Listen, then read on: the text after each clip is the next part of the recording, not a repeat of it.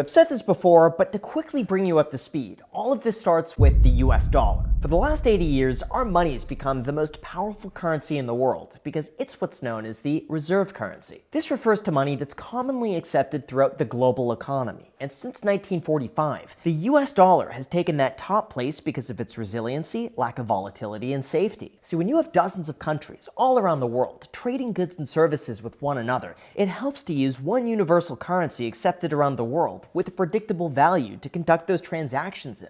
Otherwise, you run the risk of getting paid in one currency that could be difficult to exchange, and by the time you're able to convert it back to your native currency, the value may have risen or fallen. Of course, the United States benefits from this as well, because the more countries hold the US dollar, the more demand there is for the US dollar. The more countries lend the United States their money, and the more buying power we have throughout the rest of the world. But the United States is now said to be under threat of losing its reserve currency status as other options are starting to take away market share, especially with the implementation of tariffs. So in terms of why this is happening, Ray Dalio explains that this is all part of the changing world order. As he explains, throughout history, there's a constantly changing world order between the leading economy and the rising economy, and over time, one will fail to make room for something new. For example, prior to 1945, the reserve currency was held by the British pound, which lasted for 105 years following the French Revolution, followed by the Netherlands, followed by Spain, and Portugal, and Venetian gold, and so on,